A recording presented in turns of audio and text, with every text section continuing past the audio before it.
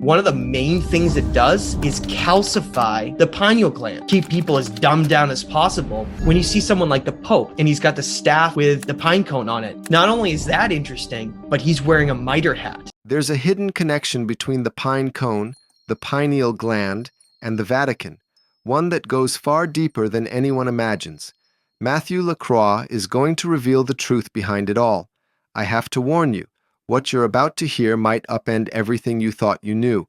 The pine cone symbol is probably the most popular of all. In fact, it's actually scary when you look into it, how common it is with the elites and places beyond, I guess, the perception of people. Like, for instance, going to a place like the Vatican archives or going to the Vatican itself and finding these giant pine cone statues outside, and the staff that the Pope wears has a pine cone built right into it. What does this mean? In terms of the pine cone, we really do know what the pine cone means. That discussion is pretty much over. The pine cone represents knowledge, the passing of knowledge. Adding a layer onto the passing of knowledge, you find that the human brain contains a very interesting functionality within it called the pineal gland. And the pineal gland has been worshipped since before the times of the dynastic Egyptians as the true gateway to, once you have knowledge, how do you comprehend knowledge? How do you unlock your ability to not have filters? How do you unlock your ability to see the bigger picture, to truly understand what these things really mean? And the only way to do that would be to unlock your pineal gland inside us. Now, for those who don't know, it's incredibly interesting. If you want to go down the road, you can find out that if you were to dump fluoride into public drinking water and you were to consume that even on a minor level, fluoride is a neurotoxin. And one of the main things it does is calcify the pineal gland. Not only was it used during World War II with the Nazis playing around with the Jewish camps to try to keep people as dumbed down as possible in a state where they wouldn't revolt, but not only that, to keep them in a sedated state, it causes the pineal gland to completely shut down. In the next few minutes, I'm going to show you exactly how to unlock and decalcify your pineal gland. But that's just the beginning. I'll break down the real steps you can take to activate your third eye and reveal a jaw-dropping analogy that will change the way you see your own mind forever. You'll learn why your earliest years programmed you to stay asleep, how to spot the hidden blocks holding you back, and how to rewire your subconscious so life flows your way instead of against you. So stay sharp. What you're about to hear will flip your world upside down and could be the key to real awakening. Let's start with a simple question. Why would the Vatican, the most powerful religious institution on the planet, choose a pine cone as a centerpiece of its secret gardens? Why would the ancient Egyptians, who built the pyramids with star-aligning precision, draw the same symbol over the third eye of their gods?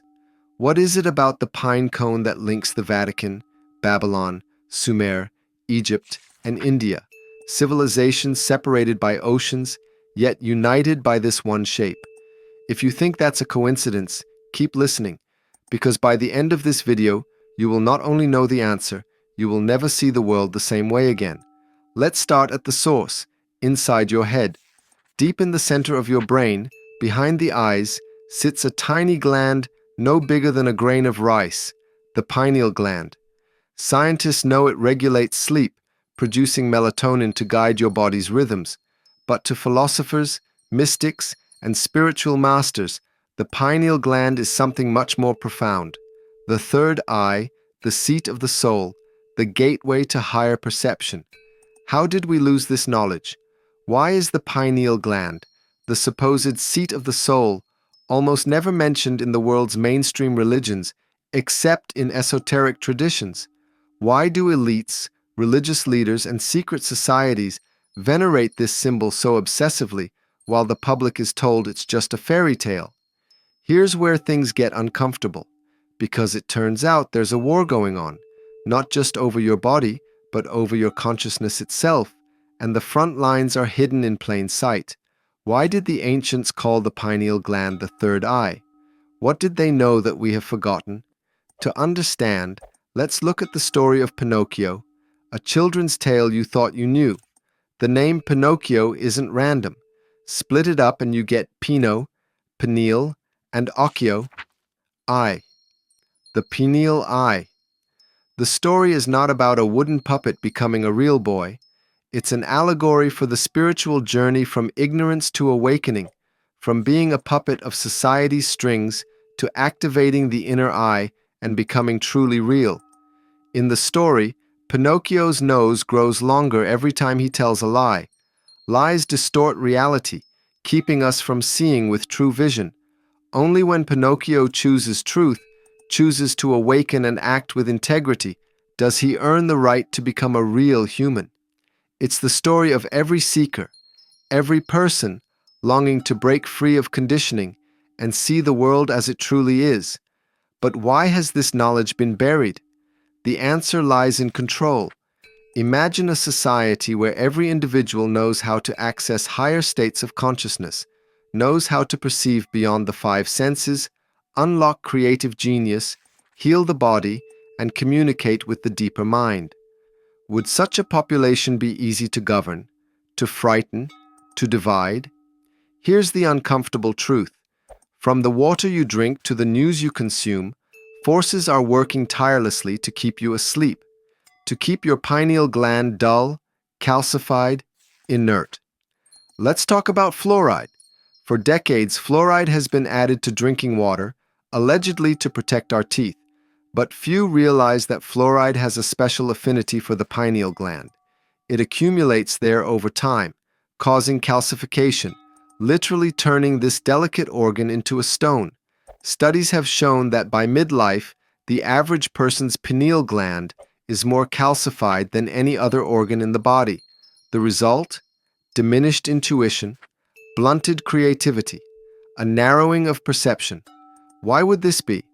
Consider this. During World War II, it's been alleged that certain regimes experimented with water fluoridation in prison camps to subdue populations, making them more docile, more easily controlled. Whether or not every story is true, one thing is not up for debate. Fluoride and other toxins accumulate in the pineal gland, impairing its function. But fluoride is just the beginning. Processed foods, heavy metals, environmental toxins, even excessive screen time, all work together to keep your third eye closed. The modern lifestyle is a perfect recipe for pineal shutdown. Poor diet, chronic stress, electromagnetic overload, lack of sunlight. Is it any wonder so many people feel lost, anxious, disconnected from themselves and the world? But here's the good news. The same way your pineal gland can be calcified, it can be cleansed, restored, awakened. In a few moments, I'll show you step by step how to decalcify and reactivate your pineal gland. I'll give you techniques, rituals, and habits, some ancient, some cutting edge, so you can experience the world through awakened eyes. But first, let's dive deeper into the symbolism that's been staring us in the face all along. The pine cone is not just a symbol, it's a code. In ancient Egypt, the Eye of Horus represented vision beyond the physical, insight, intuition, enlightenment. In Hinduism, the Ajna chakra, or third eye chakra, is pictured as a luminous spot between the eyebrows, the gateway to inner sight. In the ruins of Babylon and Sumer, gods hold pine cones aloft, offering the gift of knowledge to humanity. In the Vatican, the world's largest pine cone sculpture sits in a secret courtyard, surrounded by peacocks, the bird of immortality. Why such obsession? Because knowledge, real knowledge, is the ultimate power, and the pineal gland is the hardware for receiving it. Let's get practical. What are the signs your pineal gland is calcified? And what are the symptoms of awakening? When the pineal gland is sluggish, people report poor sleep, depression, brain fog, anxiety, and a sense of being cut off from intuition. When it awakens, the shift is undeniable. Colors become more vivid, synchronicities increase, dreams become more lucid, and a sense of deep inner knowing emerges. You feel more connected, more creative, more alive. But awakening your third eye is not just about mystical visions or spiritual enlightenment. It's about becoming fully human, embodying your potential, dissolving self-limiting beliefs, and reclaiming your birthright as a conscious creator of your own reality. Let's talk about calcification. What causes it, and how can we reverse it? First, fluoride. The simplest step you can take is to filter your water. Invest in a system that removes fluoride, chlorine, and other toxins. Next, avoid processed foods high in preservatives and artificial ingredients. Eat organic when possible, focus on plant-based foods, and avoid pesticides and GMOs that can further toxify your system. Heavy metals, like mercury, lead, and aluminum, also build up in the pineal gland. These are found in old dental fillings, contaminated fish, and even air pollution. Regular detoxification practices, such as eating cilantro, chlorella, and spirulina, can help chelate heavy metals and remove them from your body. Light is another factor. The pineal gland is photosensitive, responding to light and dark cycles. Sunlight, especially early morning and evening sun, stimulates its function. Artificial light at night, especially blue light from screens, disrupts its rhythm and suppresses melatonin production. Limit screen time after dark, and consider amber glasses or blue light filters to protect your natural cycles. Then there are spiritual practices: meditation, breathwork, fasting, chanting, sound healing, and time spent in nature. These are not just woo-woo traditions. They are scientifically validated methods for restoring the pineal gland's function, balancing the nervous system, and unlocking higher states of consciousness. Let's go deeper. Why is this knowledge so threatening to those in power? Because a fully awakened person is hard to control. When you can access intuition, when you trust your own vision, you are not easily manipulated by fear, propaganda, or peer pressure. When you realize your inner reality shapes your outer world, you stop giving your power away to external authorities. This is why, throughout history, awakening has always been framed as dangerous, heretical, or even evil. Consider how mystics, shamans, and visionaries have been persecuted, how their teachings were driven underground, encoded in symbols like the pine cone, the serpent, and the single eye. Remember, knowledge is not forbidden. It is hidden in plain sight. Now let's return to Pinocchio. Imagine yourself as the wooden puppet, pulled by strings of habit, fear, and conditioning. Your journey is to become real, to break free of the strings, to see with your own eyes, to live in truth. But first, you must awaken your inner sight. The blue fairy in Pinocchio is not just a character. It is the voice of your higher self, the divine spark that guides you home. Every time you choose truth over illusion, courage over comfort, you activate the alchemy that transforms you from a puppet to a creator. Let's make this real. Here are the practical steps to decalcify and awaken your pineal gland. Step 1. Purify your body. Drink clean, filtered water. Eliminate fluoride and chlorine. Choose organic foods, reduce processed sugars, and detox regularly with greens, herbs, and superfoods. Step 2. Embrace the light. Spend time in natural sunlight, especially during sunrise and sunset. Limit exposure to artificial light at night. Sleep in complete darkness to maximize melatonin production. Step 3. Meditate daily. Even 10 minutes of mindful breathing or silent sitting can quiet the mind, stimulate the pineal gland, and increase intuition. Focus your attention on the point between your eyebrows, the traditional seat of the third eye. Step 4. Use sound and vibration. Singing bowls, chanting, and even listening to certain frequencies, like 432 Hz or 528 Hz, have been shown to activate the pineal gland and shift brain waves into deeper, more receptive states. Step 5. Practice spiritual hygiene. Let go of negative thought patterns, toxic relationships, and media that drains your energy. Surround yourself with positive, uplifting influences. Step 6. Dream consciously. Keep a dream journal by your bed. Before sleep, set an intention to remember your dreams. The pineal gland is most active during sleep.